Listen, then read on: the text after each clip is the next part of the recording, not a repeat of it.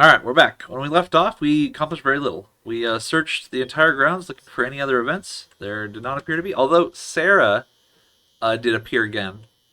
I attempted to speak to her, but she just said no response. So I don't know what to do there. And then she disappeared. She's only ever been there during the very first time I entered that room. I do not know what to do.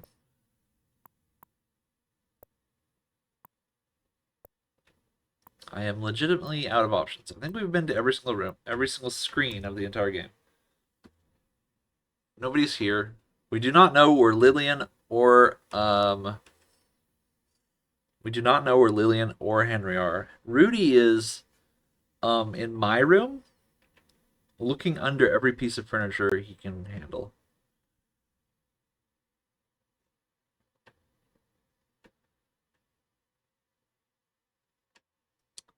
Let's go see if he's been murdered in the meantime. Maybe like I needed to leave for a few screens or something. Also, I kind of want to see if this elevator. Maybe the elevator goes down.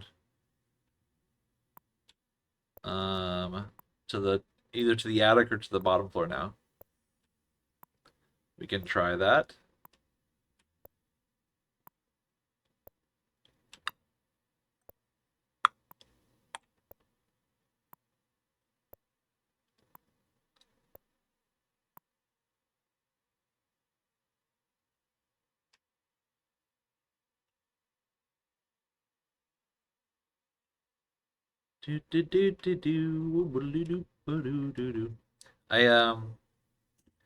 I'm waiting on PhD applications. And there's a website called Grad Cafe that let me go. Let's try going up first. Go down. Where people can post that they've been accepted or rejected. And aside from one anomaly, none of my universities appear to have done anything yet. Despite the fact that it's February now and almost everyone's gotten at least something, interview schedule, something like that. Huh.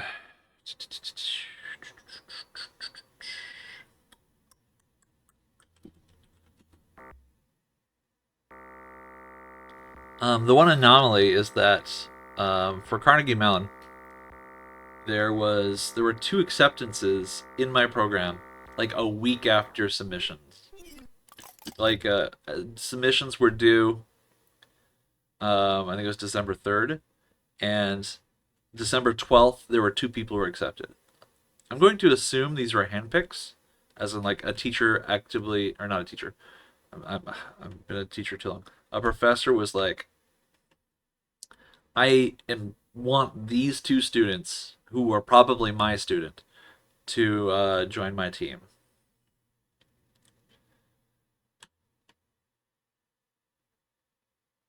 Those are the only anomalies. Although that seems weird to me that a student in that circumstance would publish on Grad Cafe. You know what I mean? Because if you're being handpicked for a PhD position, why would you, pollute the data?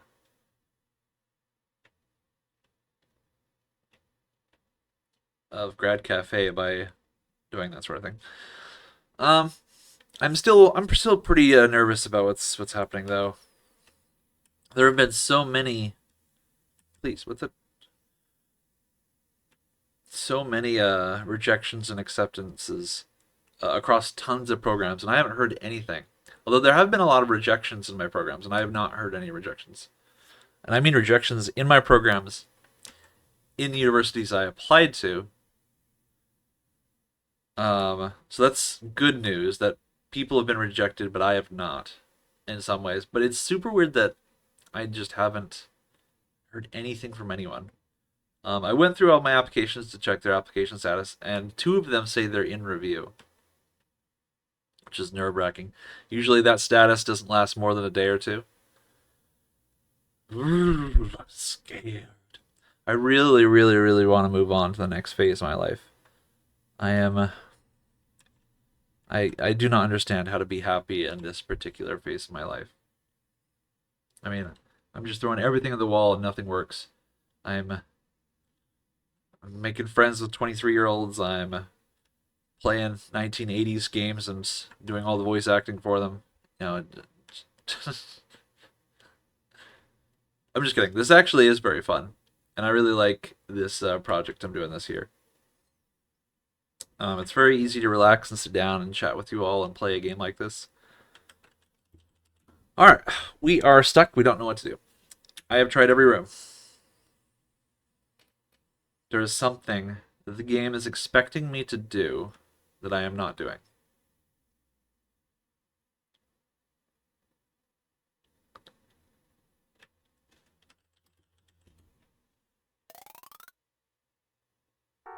Blah!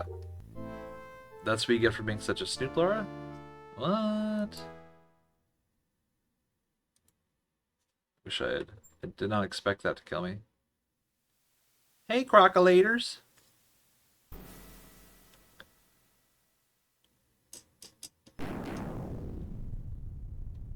I like how the hand just reaches out. What is the thing with this room? What is it?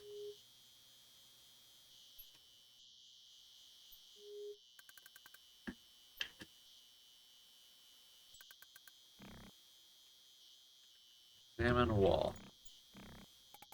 Look statue.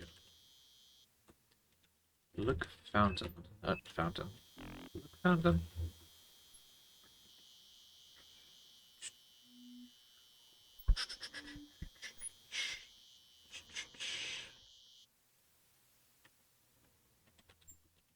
What was the point of this? Turn handle. Why would I need the fountain on?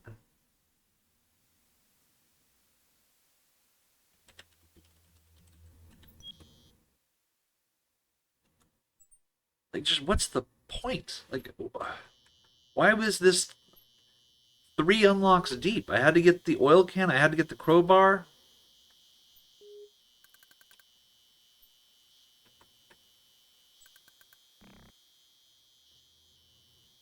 I don't understand.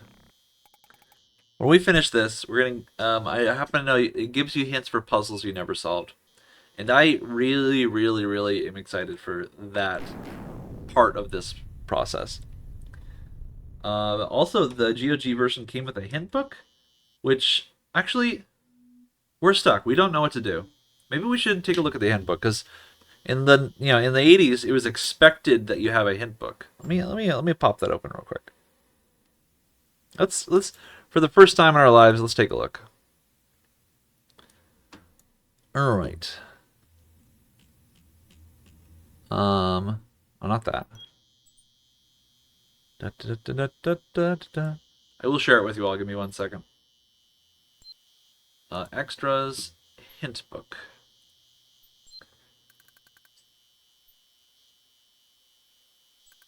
Bequest hint book. Oh, zoom all. All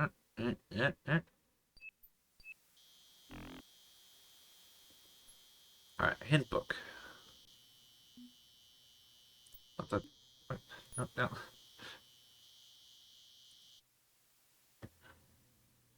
Hint book. All right, let's take a look at this together. Let me add you to the. Let me add a new visible vision here. Display capture.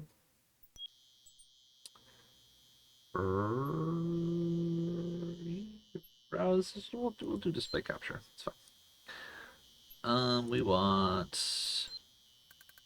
this. No, not this one. This one. Okay, let's take a look. I'll zoom in for you all so you can see with me. This is my first time seeing this too. We're going to look together to see what we can figure out. All right, includes complete walkthrough. All area maps, list and location of all objects, all solutions revealed, hidden rooms, locations of characters you may not have encountered, and the perfect game accessory. I don't want a complete walkthrough. I just want hints. If you could just give me hints, that would be nice. It changed its layout. 1 second. Hintbook by Roberta Williams. How to use Hintbook. Should I say? Let's read it. The Colonel's Bequest, a Laura Bow murder mystery, or should I say, heroine of the story is Laura Bow, a young college. What? It's cut off. Okay. Student majoring in journalism in Tulane University in New Orleans. Having been invited to spend a family reunion weekend at an isolated bayou estate of her friend's rich uncle, she is suddenly innocently caught up in a terrible series of murders beginning that first night. While endeavoring to keep herself from becoming a victim of some maniacal killer, Lara, being a courageous, intuitive, and very curious girl, searches out clues, asks questions of remaining guests, and keeps her eyes open for any and all unusual happenings in an attempt to determine who might be doing these terrible deeds. Can Lara not only find the killer, but possibly apprehend him or her? Is there more to the estate than meets the eye? Is escape possible? Can she not only stop the murder, but save lives as well? Could the Colonel's will have anything to do with the murders? Well, these are indeed awesome questions. So put on your detective hat and supply the help and encouragement that Lara will need to determine the answers. The whole story of the Colonel's Bequest occurs in one long night, but it is not a timed game. Therefore, feel no rush to solve it. It has the feel of a play and is actually divided up into 8 separate acts. We are in Act 7. The acts will proceed according to what you do, and will not only help to determine your progress, but will move the story along as well. Be very observant, look for clues, and save your game often. Once you got the hang of it, you will find that being a sleuth can be fun and rewarding. Upon playing the game, you will quickly notice that the Colonel's Bequest does not have a score system. There are no points you can earn. There is no maximum score. It was felt that a score system would detract from the story and make the Colonel's Bequest a little too game-like. We wanted a player to concentrate on the story, rather than on winning points. So without a score system, how would a player's progress be gauged? That question had us stumped for a while too. The answer is in 2 parts. First, moving on to a new act will help determine your progress. And second, the game will review what you know and what you don't know at the end of the game. And if you wish, supply hints to steer you and blah blah blah. Okay, yeah. This is really cool. I really like this design approach, actually. I wish people approached point-and-click adventures in this way more often, where they make some portion of the puzzles optional, and they give you like incentive for sort of understanding more of the world than otherwise. And I like the idea of letting someone get through a game in this sort of context, have them be missing things, then giving them hints. Hey, like, did you know that this person was allergic to pickles or something like that? And think about how that would have informed your playthrough. Yeah, hints to give you the right direction upon replay of the game, and the game will then rank you as for your detecting skills. To play an adventure game is to enter a fantasy world where you are the hero or heroine. You will be Laura Bow. You will guide her. You will think for her. Unfortunately, if you're not careful, you will die with her. If you die in the game, you die in real life. As Laura, throughout the game, you'll encounter obstacles and puzzles designed to thwart you. Many times you may feel that you need a little hint in the right direction to get going in. Other times, a puzzle may have you so confounded that you absolutely need the answer. Hopefully, if you're stumped, this Hintbook will put you on the right track again. How to use it? If you feel you're stuck, look for a question that most resembles your problem. The hints usually progress from top to bottom from a mere hint or nudge to an outright answer to the problem. I love this. This is the way all things should be. There is a website where you can get progressively more detailed hints to point-and-click adventure games, but they don't have, like, somebody has to curate those, and they haven't done it for every game. It's only for, like, 100 games or so. To uncover an answer to a question, simply place a see-through red adventure window over the first box. Oh, I see. We're not going to be able to do that. How not to use it. I have not created this book with the intention that you should sit down and read it through before playing the game. Rather, the opposite is true. I would feel most proud to have you use this book as little as possible. That would show great integrity and perseverance on your part. If you must have help, read only those hints pertaining to your particular problem. To be a bit sneaky, though, I've included some fake hints to throw you off the path. If you see a question regarding an heirloom brooch, don't necessarily assume that the heirloom brooch even exists in this game. I think that's an example. If you've won the game, but did not make the rank of Super Sleuth, I'm sure that we can entice you to play again to better your rank. If you did not make Super Sleuth, there are things you did not do or see. Start the game over from the beginning. Be more observant, try to get everything you can. In some situations, try doing things differently than you did before. I've included a section toward the end of the book called After the End of the Game. Do not read this section unless you feel you've tried everything and cannot seem to obtain the rank of Super Sleuth. This section will tell you which items you might not have gotten, things you might not have done or seen, or alternate ways of doing things. Again, do not read this section lightly. If you enjoyed this game, very good. Roberta Williams, I am so happy you existed. Or exist. I guess you still exist, but you've more or less retired at this point. Roberta Williams, by the way, if everyone currently at home watching this, tip your hat. Roberta Williams essentially created the video game industry as we know it. Not the modern one, but the ones, all the games people love were all a result of Roberta Williams' contribution to the industry. She's also a woman who owned a company. She owned a video game company. Sierra Online was built up and created by Roberta Williams and her husband. She was the primary writer on all of these games, which were, pretty much all of them are amazing. And I hope to do all of them on this channel if I have time this year. But yeah, all right. Game is too fast. Game is too slow. How do I drop items? Am I the only one who keeps failing in my goal? Okay. Oh, okay. They've given me redded out ones. All right. I'm gonna try not to read these. I wanna see if I can find a hint regarding what I'm doing right now. Let's not do this. I discovered a chute. Where does it go? Can I go down safely? Um. I want to take the doctor's bag. Found a tortoiseshell comb. Man, why do we do that? Should I wear it in my hair? Crystal chandelier. I know there's an attic because I can sort of see it behind a locked door. Maybe we should start with this. How about this? Let's get a hint for this. All right. There are actually two ways to get into the attic. One way is starting from the third act, but the other way you can't do until the eighth act. The elevator will take you up to the attic starting from the third act. In the eighth act, you can find a skeleton key that will unlock the attic door. You will need to find a key in the miniature cannon on Colonel's fireplace mantle. Oh. Okay. All right. Let's run with that hint. I'm gonna turn this off, and we're gonna go back to our game. Okay, that's enough hint. I like this. This is good. That was just helping me to get through one possible thing. Let's go back inside.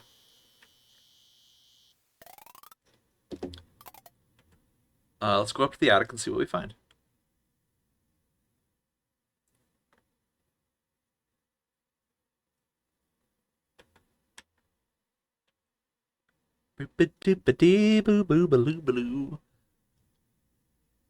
I love this game actually. I love how much attention to detail is put into it. Roberta Williams clearly made a game that she really wanted to make.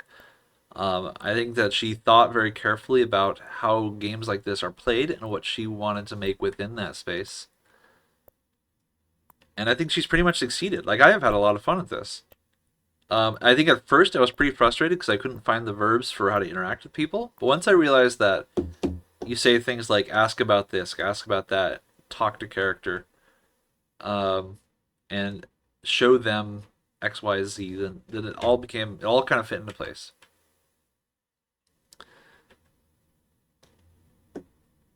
All right. So apparently, in this cannon on the mantelpiece is a key that I just never. I feel like I at one point looked at the cannon, like look mantle, miniature replica cannon again. Yeah, sits in the center. Look cannon. I feel like I did this. Yeah. Look under cannon. Look oblique. Look behind cannon. What? Examine cannon. Take cannon? Look inside cannon? Ah, in the barrel of a cannon. Take key. Okay. Alright. I almost couldn't figure out how to get the key.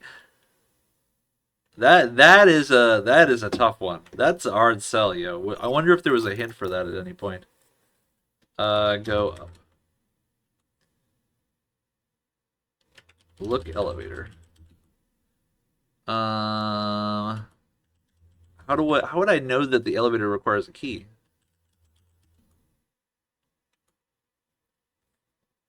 Use key on elevator? Put key in elevator. Oh no no no no. Wait. Um or did this wait, how do you look keyhole? How would I how would I know that the elevator has a keyhole though? Put key in keyhole. Look wall?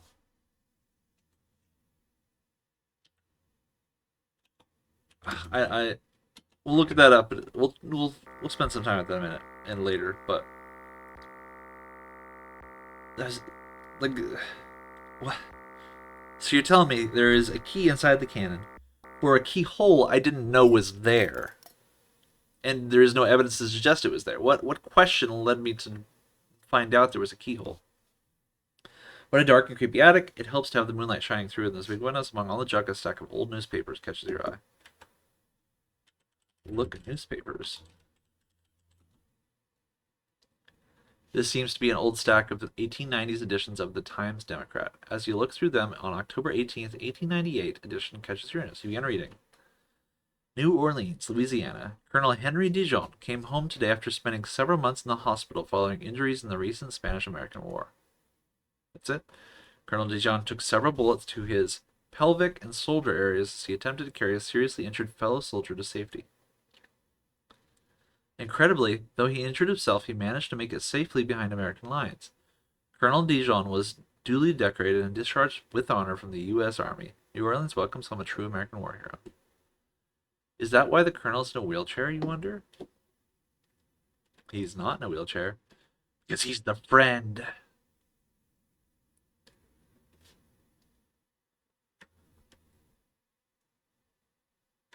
Um, look. What a dark, creepy attic. Yeah, we already saw this. Crawl.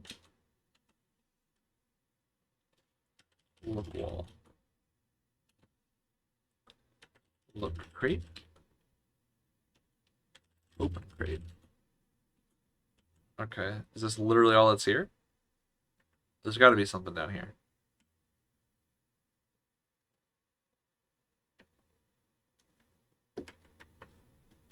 Open door. I know. It's locked. Unlock door. I see what you're saying. Open door. Okay. Oh, there's more. It's dark back here in the attic. The moonlight from the large window doesn't light this part of the attic very well. Through the gloom, you can see piles of uninteresting boxes and old junk. However, there is an old trunk that does interest you. Old lantern. No. Shine lantern.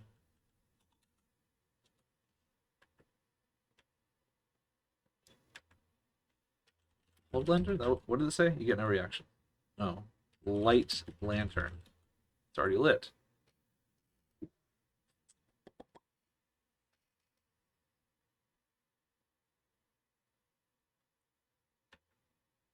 Look in trunk.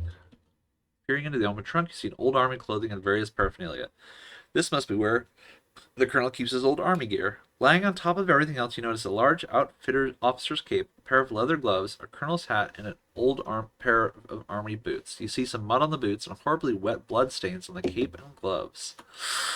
Examine boots with a monocle. Mud on the soles. No, I want... Look boot soles. Insignia of an eagle. Yes.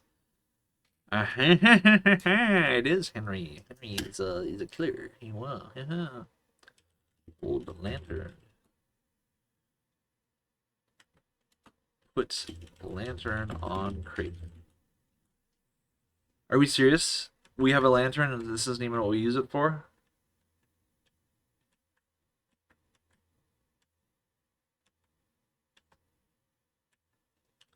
Take boots.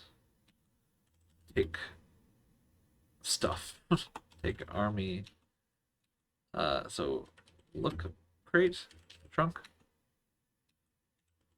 What's inside of here again? Take clothes.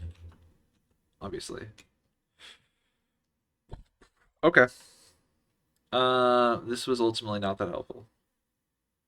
But I do want to spend a minute just to try to figure out how I would have known that the elevator needed a key.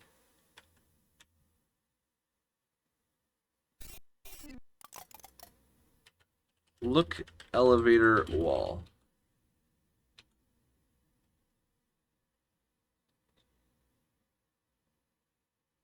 What? How?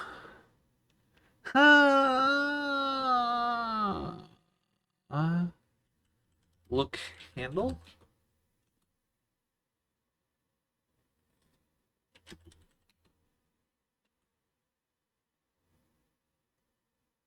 What? Go down.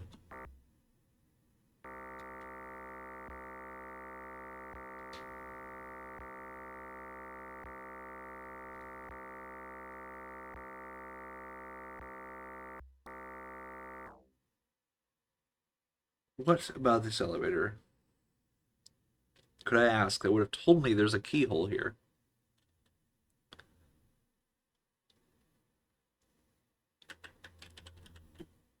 Examine elevator controls.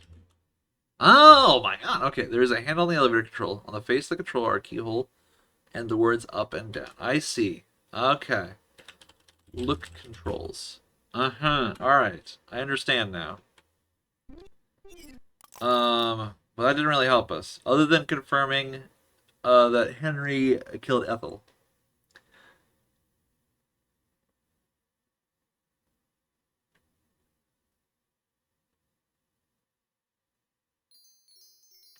Where did Rudy go? Rudy, my brother, my pal.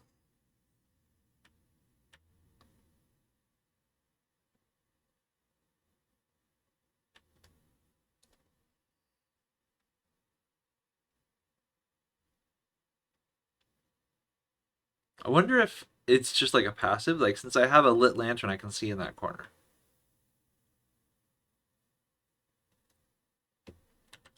Look window. Can I open the windows? This is a very beautiful scene, actually. Open window. I know. Open door? What are you talking about? Is this open? Are these doors? Oh. Alright, let's find out if we can go down to the... Oh, it's not there. We gotta figure out how to get to the front balcony.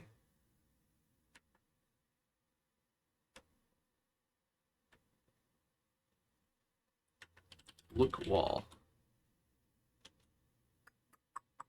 Is there... What is this?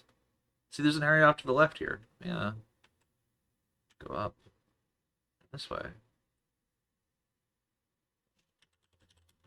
It's dark back here in the attic. Light area. Light attic.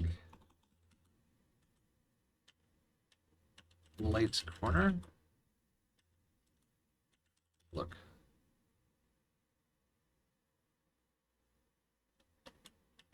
Light gloom? Okay, I guess there's nothing back there.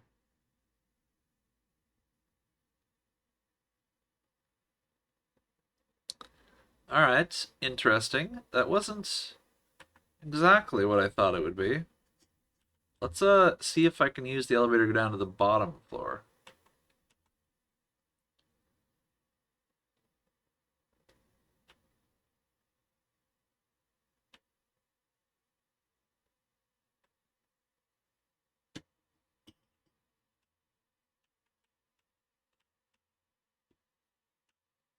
What? The elevator's now on the bottom floor. Oh my god. Okay, let's pause here. And next time we will hunt down the elevator which keeps escaping us. I'll